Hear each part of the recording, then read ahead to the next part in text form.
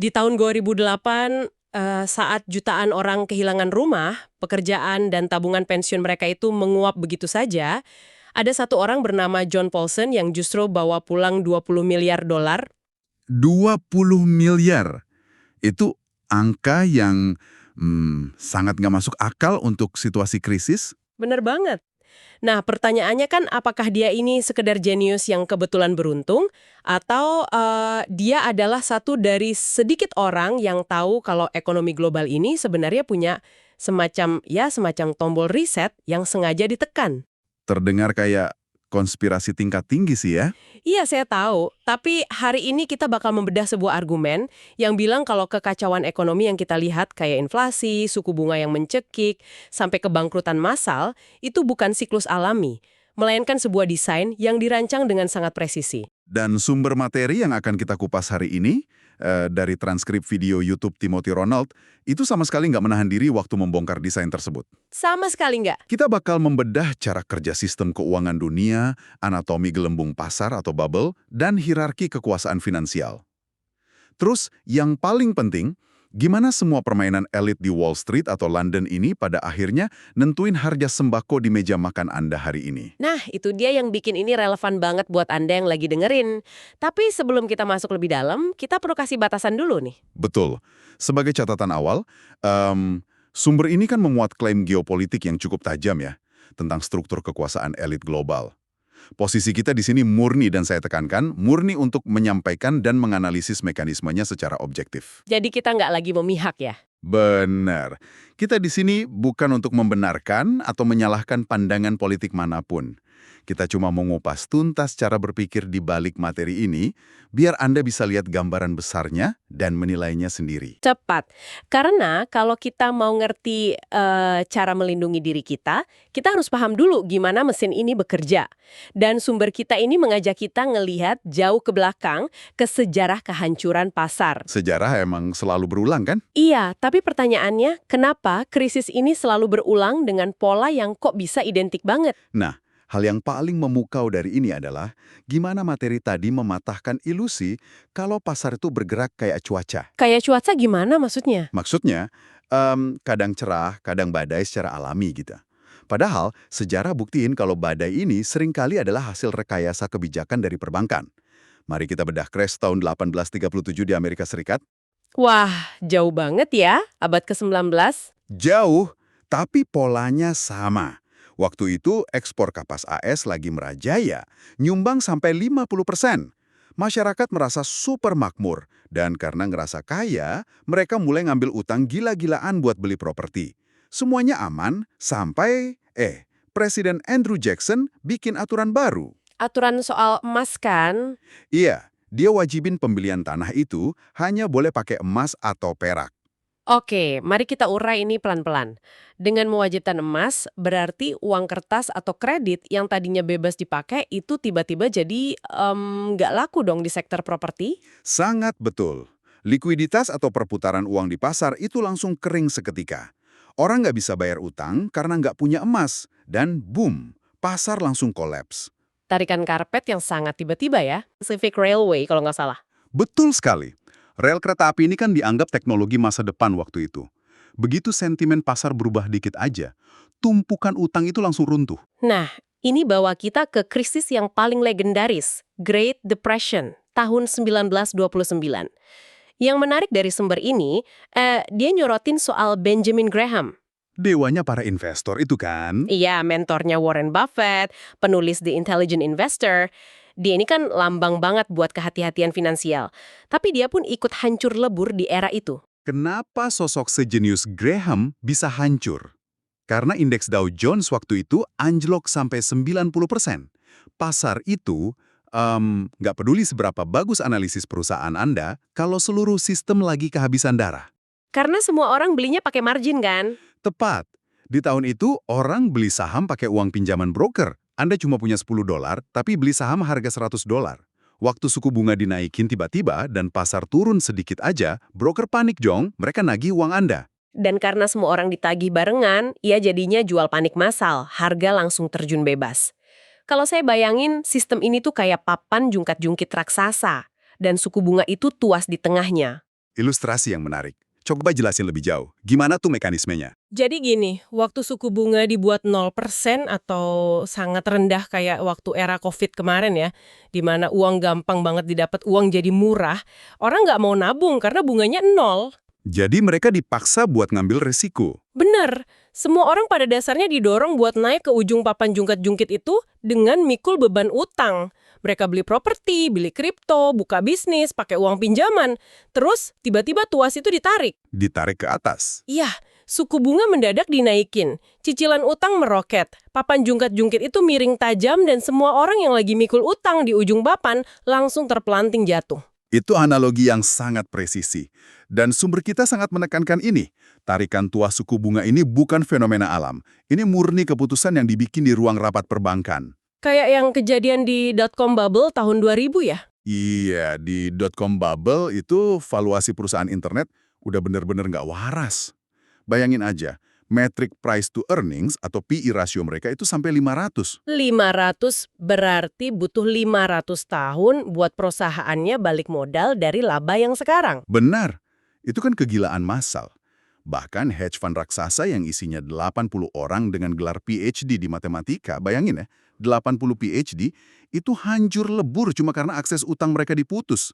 Nasdaq turun 78% dan butuh 17 tahun buat balik modal. 17 tahun. Maksud saya 17 tahun itu waktu yang lama banget. Dan di era modern polanya makin kelihatan. Sumber kita ini cerita pengalamannya waktu COVID di tahun 2020. Ah ya, waktu uang dicetak gila-gilaan buat menyelamatkan ekonomi. Nah dia ngamatin tuh, oh ini pasti nilai rupiah bakal tergerus inflasi karena uang murah banjir lagi. Jadi apa yang dia lakuin? Dia amanin asetnya dengan mindahin rupiah ke Swiss franc. Mata uang safe haven. Betul. Dan bener aja, Swiss franc meroket dari 13.000 ke 21.000 rupiah. Dia ngeliat tuas jungkat-jungkitnya bakal ditarik sebelum kejadian. Tapi, ini bikin saya penasaran banget. Penasaran soal motifnya? Iya, kalau jungkat-jungkit ini memang dikendalikan, kenapa mereka pengen neken tombol reset ini? Bukannya kalau pasar jatuh semua orang rugi, apa untungnya buat mereka? Nah, untuk menjawab teka-teki motif ini, materi kita ngasih satu analogi yang menurut saya brilian banget. Teori petani dan lumbung padi. Oke, gimana tuh ceritanya? Bayangin sistem ekonomi ini kayak desa feodal. Di pucuknya ada elit pemilik tanah, dan di bawahnya ada banyak petani yang kerja keras buat bertahan hidup. Suatu hari, ada satu petani rajin. Dia nabung, kerja ekstra, bangun struktur, dan akhirnya dia punya lumbung padi sendiri. Wah, lumbung ini ibaratnya orang kaya baru dari pasar modal ya. Dia jadi mandiri. Tepat. Dan karena dia mandiri, dia nggak bergantung lagi sama elit. Itu ancaman. Jadi apa yang dilakuin elit? Mereka bakar lumbung padi itu. Itulah market crash. Supaya si petani rajin ini terpaksa ambil cangkul lagi dan balik kerja buat mereka. Bener banget, orang miskin mah nggak peduli Nasdaq hancur karena mereka emang nggak punya saham. Tapi kelas menengah ke atas, para profesional yang rasa lagi mendaki tangga kekayaan, merekalah target utama riset ini. Lumbung mereka dibakar. Tunggu. Di sini bagian yang benar-benar menarik. Saya harus nantang gagasan ini sedikit. Boleh, silakan. Kalau emang krisis ini dirancang cuma buat menghancurkan kekayaan kelas menengah, kenapa ada orang-orang yang malah makin kaya? Buktinya ada kan individu yang malah nunggangi gelombang ini, kayak John Paulson yang kita sebutin di awal tadi. Itu karena orang-orang kayak John Paulson ini bukan si petani rajin. Mereka adalah bagian dari struktur elit itu sendiri. Atau minimal, mereka tahu cara baca kalendernya elit. Kalender kapan lumbungnya bakal dibakar. Persis. Saat mayoritas orang hancur, ada pihak yang udah siap dengan strategi short selling karena mereka tahu sistem utangnya udah terlalu penuh dan bakal diriset. Mereka meraup untung dari abu lumbung yang terbakar itu.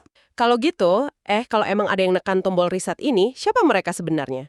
Kita kan nggak bisa cuma bilang elit aja tanpa ngelihat strukturnya. Siapa yang ada di puncak piramida desa ini?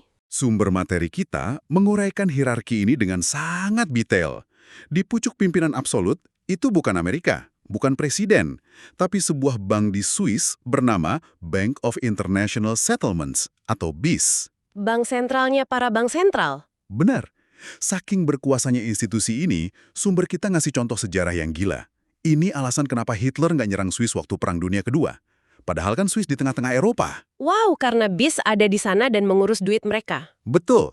Dan di bawah BIS ini, baru ada bank sentral nasional, kayak The Fed di Amerika, ECB di Eropa. Di bawahnya lagi, baru Sovereign Wealth Funds, dan para manajer aset raksasa kayak BlackRock dan Vanguard. Ini persis kayak boneka Matryoshka dari Rusia, tahu nggak? Gimana tuh analoginya? Kita kan pikir boneka yang paling luar, yang paling besar, itu perusahaan teknologi kayak YouTube, atau Meta, atau politisi gitu. Tapi begitu bonekanya dibuka, ternyata mereka semua ada di dalam cangkangnya para manajer aset ini. Benar banget, bank-bank komersial gede kayak JP Morgan, politisi, AI, perusahaan Magnificent Seven kayak Nvidia dan Google, semua itu saham terbesarnya dipegang oleh manajer aset yang sama. Bahkan surga pajak kayak Cayman Island itu dikontrol dari struktur ini. Jadi pada akhirnya uang kita ngalir ke corong yang sama. Dan sumber ini juga ngaitin struktur piramida ini sama siklus Imperium Amerika ya.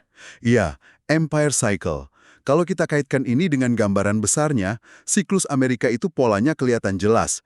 Mulai dari kedamaian pasca Perang Dunia Kedua di tahun 45. Terus masuk ke era utang ya, waktu Nixon ngelepas standar emas tahun 71. Tepat. Sejak saat itu, utang melembung tanpa batas emas. Terus kehancuran di 2008. Dan ini yang paling gila. Pencetakan uang besar-besaran di tahun 2020. Hah, waktu COVID? Yah, sumber ini nyebutin kalau 40% dari total dolar AS yang beredar di dunia saat ini itu dicetak cuma pada saat era COVID kemarin. Wait, tunggu dulu. 40%? Dari seluruh sejarah Amerika, hampir setengahnya dicetak dalam 2-3 tahun terakhir. Bener. Makanya sumber ini memperingatkan kalau COVID itu bukan cuma isu kesehatan, tapi juga dali ekonomi buat meriset dan mencetak uang. Itu gila sih. Terus proyeksinya ke depan gimana kalau udah nyetak uang sebanyak itu? Proyeksinya, menurut siklus ini, kita bakal masuk fase konflik atau perang sekitar tahun 2026.